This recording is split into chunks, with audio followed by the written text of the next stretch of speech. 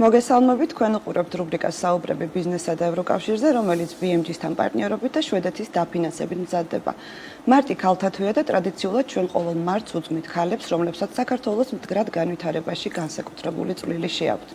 ქალები ეკონომიკის სხვადასხვა მიმართულების მამოძრავებელი ძალაა. ისინი ქმნიან ინოვაციებს, აარსებენ და მართავენ კომპანიებს, ამკვიდრებენ ახალ სტანდარტებს სხვადასხვა სექტორში. განსაკუთრებით კი აღსანიშნავია მეწარმე ქალები, რომლებიც საკუთარი საქმიანობით ხელს უწყობენ ახალი სამუშაო ადგილების შექმნას და ადგილობრივი წარმოების გაძლიერებას. დღეს, როდესაც ქართული ეკონომიკის განვითარებისთვის ერთ-ერთი პრიორიტეტია ევროკავშირის ბაზარზე ქართული პროდუქციის გატანა, ამ პროცესში უმნიშვნელოვანეს როლს სწორედ ქართველი მეწარმე ქალები ასრულებენ. მეწარმე ქალების მხარდასაჭერად არაერთ პროექტსა და ინიციატივას ახორციელებს ევროკავშირის შვედეთი, გაერთიანებული ერების ორგანიზაცია, ევროპის რეკონსტრუქციისა და განვითარების ბანკი, სხვა საერთაშორისო საფინანსო ინსტიტუტი და ორგანიზაცია. სწორედ ამ მხარდაჭერის მეშვეობით ქართველ ქალებს აქვთ საშუალება აიმაღლონ უნარჩვევები, გაზარდონ წარმოების ხარისხი, გაუმჯობესონ საკუთარი კონკურენტუნარიანობა და ადგილი დაემკვიდრონ საერთაშორისო ბაზრებზე. რა გზას გადიან ქართველი მეწარმე ქალები წარმატებისკენ, რა შესაძლებლობები და გამოწვევები ხდებათ ამ პროცესში და როგორ უნდა შეძლოს ქართულმა პროდუქციამ ევროკავშირის ბაზარზე დამკვიდრება. ამ და სხვა საინტერესო საკითხებზე ჩვენ სტუმრებთან ერთად ვისაუბრებთ. დღეს ჩვენთან ერთად არიან სოციალური საწარმო ლიდერის ხელმძღვანელი ნინო გიორგაძე და ანიგოზის დამფუძნებელი და დირექტორი ანა ქევხიშვილი. დიდი მადლობა ჩვენ სტუმრებს მობრძანებისთვის. მოდით ანა, თქვენთან დავიწყებ. პირველი კითხვი თქვენთან გადმოვალ. თქვენ ანიგოზი 2024 წელს უკვე ევროკავშირის ბაზარზე გავიდა და თვართები იტალია იყო პირველი ქვეყანა, რომელმაც ქართული ნიგოზი გაიცნო. მოდით მოგვიყევით, რა გზა გაიარა იმისთვის, ანიგოზმა იმისთვის, რომ ევროკავშირის საკმაოდ მკაცრი მოთხოვნები დაეკმაყოფილებინა. მოგესალმებით თამარ, მადლობა მოწვევისთვის და ყურადღებისთვის. ნამდვილად 2024 წელი იყო ყველაზე საინტერესო წელი მოსავლის თვალსაზრისით, რადგან ქართული კაკალი გაიცნო ევროკავშირის ბაზარმა. 21 წელს მივიღეთ პირველი მოსავალი და მას მერე გვქონდა არაერთი მცდელობა, გვქონდა რაღაც საექსპორტო ნიმუშების სახით განხორციელებული მცირე მოცულობის ექსპორტები. თუმცა ყველაზე დიდი დაბრკოლება იყო ის, რომ ცნობადობა საქართველოში როგორც კაკლის მწარმოებლის არ იყო ევროკავშირის ბაზარზე, არც რომელიმე სხვა ბაზარზე, რადგან საქართველოს ისტორიულად ტრადიციულად არ არის კაკლის მწარმოებელი. შესაბამისად, ყველა ის საერთაშორისო გამოფენა, რომელშიც ვიღებდით მონაწილეობას, ნაბიჯ-ნაბიჯ ზრდიდა ის მცირე ნაბიჯებით ცნობადობას, რომ დაინტერესებულიყვნენ კომპანიები, იმპორტიორები და ასე ვთქვათ, ეცადათ ქართული კაკალი.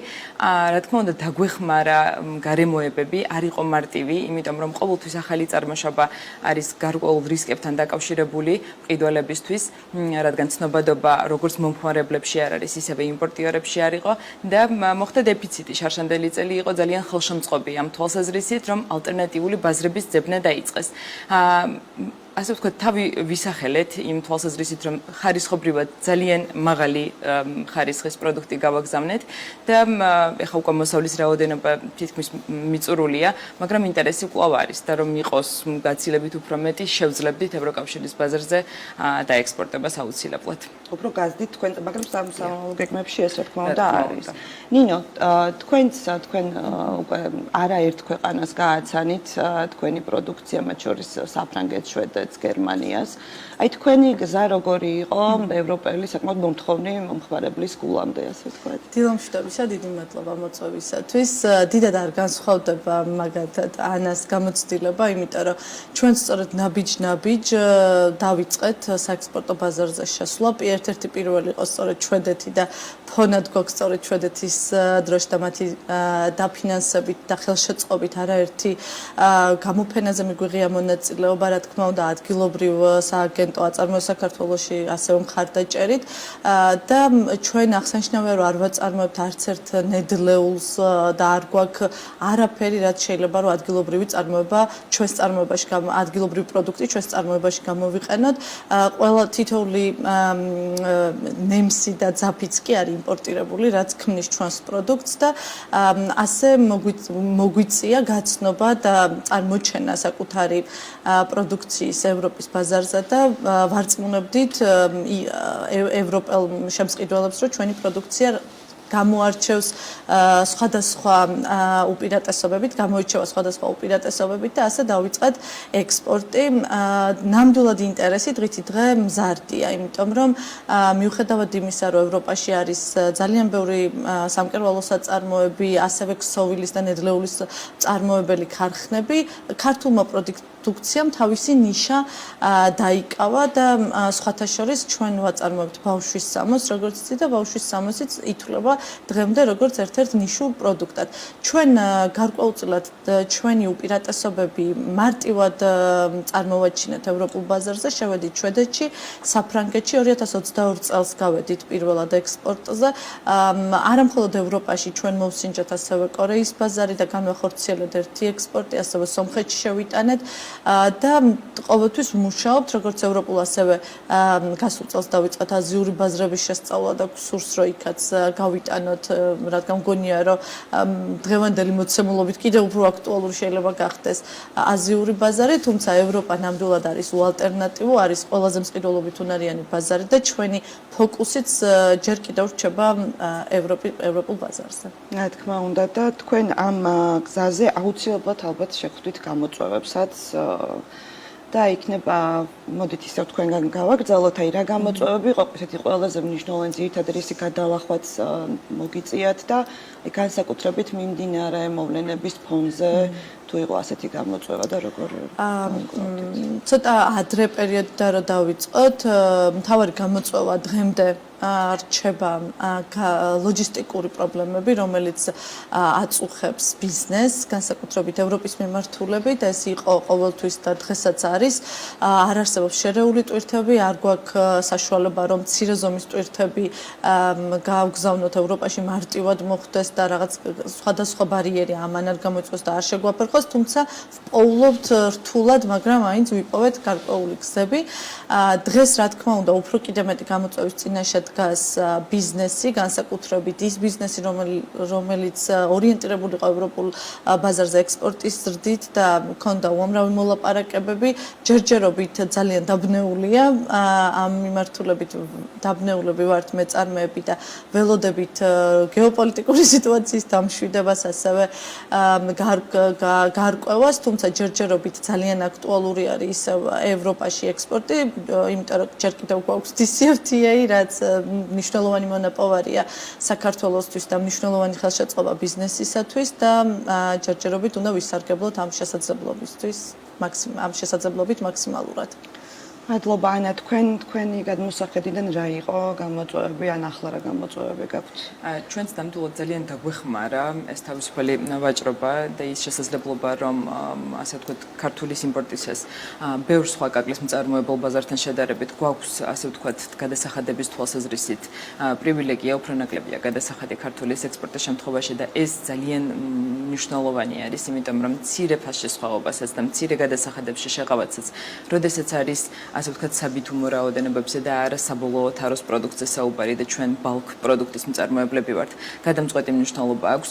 ჩვენც ასე ვთქვათ, გულის ტკივილით ვაკვირდებით არსებულ მოვლენებს და ძალიან გვინდა, რომ ის პრივილეგიები, რითიც აქამდე ვსარგებლობდით, მათ შორის ყველა ის საერთაშორისო დონორი. ჩვენი კომპანია მაგალითად ანიგოზი EBRD-ის ერთ-ერთი დონორი არის და ძალიან დიდი იყო მათი მხარდაჭერა, როგორც სხვა დონორების მხარდაჭერა საწარმოს შექმნის პროცესში და ალბათ რომ არა ის დახმარებები ანიგოზი არც იარსებობდა. ამიტომ ამ ეტაპამდე შემიძლია ვთქვა, რომ მივედით ისე, რომ 2024 წლის მოსავალი სრულად დავაბინავეთ. ეხლა უკვე ველოდებით 2025 წლის მოსავალს და დიდი იმედი გვაქვს, რომ არ შეგვეშლება ხელი წარმატებული საექსპორტო, ასე ვთქვათ, კომუნიკაციების დამყარებაში. მოდით პირდაპირ აი ამ კითხვა ამ პასუხს ებმება, აი რა ტიპის მხარდაჭერა გჭირდებათ, აი განსაკუთრებით მეწარმე ქალებს იმისთვის, რომ თქვენი საქმიანობა გააგრძელოთ წარმატებით და უფრო მეტად აქტუალურები გახდეთ საერთაშორისო ვაჭრობაში, ან ისე თქვენ რომ გთხოვოთ. მე ძალიან მიხარია, როცა ვაკვირდები და სულ უფრო და უფრო მეტად იმატებს მეწარმე ქალების რაოდენობა, რაც ადრე აი არ ვიცი, ძალიან იშვიათობა იყო და გულსადგენი იყო.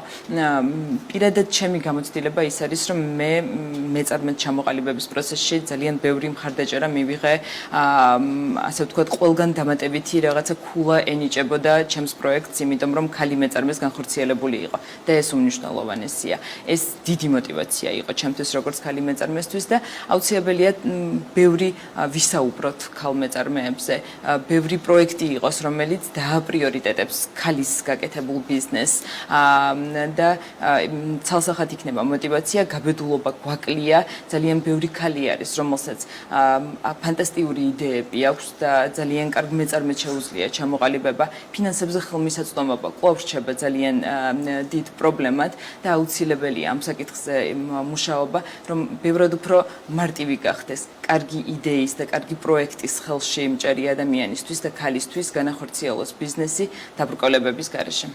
ნამდვილად ასეა, ნინო თქვენ კი მეც ანას დავეთანხმები, სულ რამოდენიმე წლის წინ ქალები ითვლებოდნენ მოწყვლად ჯგუფად, იმიტომ რომ მათ არ ჰქონდათ სხვადასხვა ის შესაძლებლობები, რაც ევროკავშირის მხარდაჭერით გაუჩნდათ ქალებს.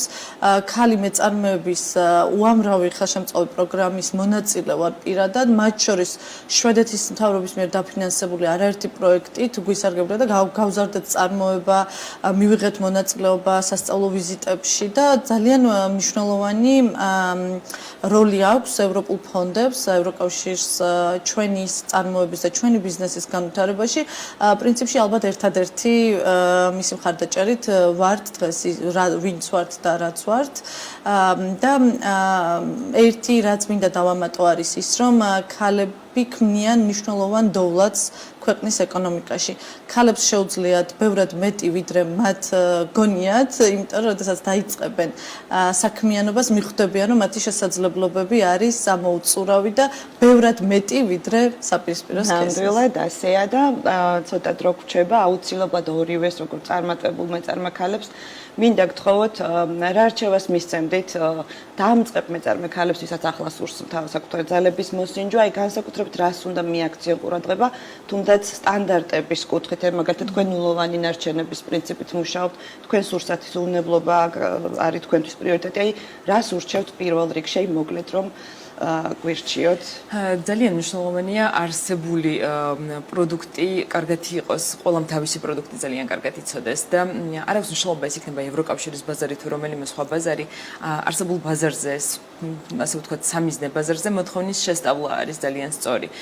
შესაძლოა სულ სხვა ისეთი არა პოპულარული ბაზარი იყოს, ბევრად უფრო დიდი სამიზნე და კომერციულად ბევრად უფრო საინტერესო იყოს. რა თქმა უნდა, სტანდარტებთან მიმართებაში ჩვენ პირადად სურსაც ვაწარმოებთ, თუმცა არა მარტო სურსათის უნებლობის სტანდარტი არის სოციალური სტანდარტები, რომლებიც განსაზღვრავს დასაქმებულთა სამუშაო პირობებს, მათ შორის ქალების რაოდენობას და რამდენად, ასე ვთქვათ, ყველა ის პირობა შექმნილი აქვს და კომფორტი აქვს ქალებს შექმნილი, რომ მოგეხსენებათ, ქალებს პარალელურად ძალიან ბევრი სხვა, ასე ვთქვათ, საქმე აქვს და ის იმ ყველა პირობებს და მოცემულობას განსაზღვრავს. ასე რომ, ყველა ამ სტანდარტის დაკმაყოფილება, რაც არა მარტო ევროკავშირის ბაზარზე, ნებისმიერ სხვა ბაზარზე, ადგილობრივ ბაზარზე რეალიზაციისთვისაც უკვე აღარ არსებობს ობიექტი, რომელიც სურსათის უნებლობის სტანდარტს არ მოგთხოვს. შესაბამისად, უკვე ჩვენც უნდა მივუახლოვდეთ ჩვენი კულტურით იმ ევროკავშირის მოთხოვნებს, რომ ჩვენი პროდუქტი, როგორც ადგილობრივი ბაზრისთვის, ევროკავშირისთვის და რომ ყველა სხვა ბაზრისთვის იყოს მორგებული. დიდი მადლობა ანა, ნინო. მოთხოვნის შესწავლამდე ცხადია ეს კონკრეტული ნაბიჯებია, რაც ბიზნესის დაწყების წინ უნდა გაიაროს ნებისმიერმა მომავალმა მეწარმემ, თუმცა მე უფრო სიღრმისეულ რჩევას მივცემდი, რაც თუნდაც საკუთარ თავზე გამოვცადე, უსმინონ მხოლოდ საკუთარ თავს, საკუთარ ხმას და საკუთარ სურვილებს, იმიტომ რომ გარემოცვა ყოველთვის აბნევთ, განსაკუთრებით ახლო გარემოცვა ქალებს. ძალიან დიდი მადლობა, ძალიან საინტერესო საუბრისთვის, ძალიან საინტერესო და მნიშვნელოვანი რჩევებისთვის. წარმატებებს გისურვებთ თქვენ საქმიანობაში, გისურვებთ გაფართოებას. სხვა ეთერებში გავაგრძელოთ საუბარი აუცილებლად, როგორ განვითარდა თქვენი წარმოება. დიდი მადლობა. მადლობა. თამარ, მადლობა საინტერესო საუბრისთვის. თამარ ღუნაშვილი, გაეროს გლობალური შეთანხმების საქართველოს ქსელის სტრატეგიული კომუნიკაციების ხელმძღვანელი, ჩვენს ეთერში მასპინძლობდა ანა ქევხიშვილს, ანიკოზის დამფუძნებელს და ასევე დირექტორს და ნინო გიორგაძეს სოციალური საწარმო ლიდერის ხელმძღვანელს.